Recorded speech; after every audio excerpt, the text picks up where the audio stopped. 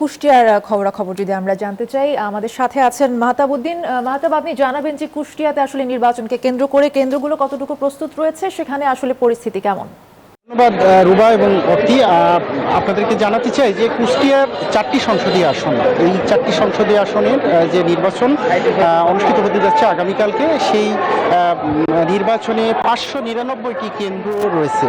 যেই কেন্দ্রগুলোর মাধ্যমে কিন্তু 17,47,700 ভোটার তাদের ভোটাধিকার প্রয়োগ করবেন এবং একই সাথে তারা গণভোটে অংশ নেবেন, গণভোটে তাদের মতামত প্রদান করবেন। ইতিমধ্যেই কিন্তু কেন্দ্রগুলো প্রস্তুতি ইতিমধ্যে শুরু হয়েছে।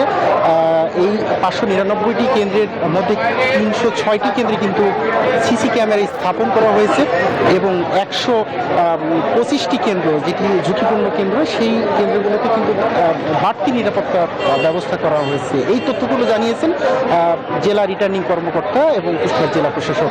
পাশাপাশি আমি পুলিশ সুপারের সাথে কথা বলেছি। পুলিশ সুপার বলেছেন যে এই আসন্ন যে নির্বাচন আগামীকালকে অনুষ্ঠিত হতে যাচ্ছে, এই নির্বাচনকে সামনে রেখে ইতিমধ্যে জেলা পুলিশের পাশাপাশি কিন্তু র্যাব,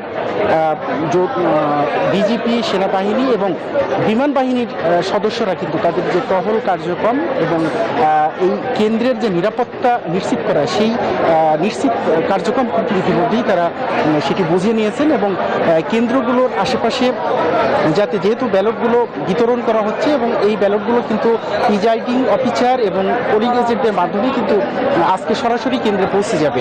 তো কেন্দ্রে পৌঁছানোর পরে ব্যালটগুলোর নিরাপত্তা নিশ্চিত করা সহ ভোট কেন্দ্রের যে নিরাপত্তা বা নিশ্চিত করা, সেই বিষয়গুলো কিন্তু আসলে নিশ্চিত করা হচ্ছে বলে তিনি জানিয়েছেন। আমি ভোটারদের সাথে কথা বলেছি, ভোটাররা বলছেন যে প্রশাসনের যে আয়োজন, সেই আয়োজনটি যাতে আগামীকালকের ভোট শেষ না হওয়া পর্যন্ত থাকে এবং ভোট গণনা পর্যন্ত যাতে এই নিশ্চিত নিরাপত্তা ব্যবস্থাটা নিশ্চিত করা সম্ভব হয়, এটি কিন্তু আসলে সাধারণ ভোটার বা সাধারণ মানুষের প্রত্যাশা।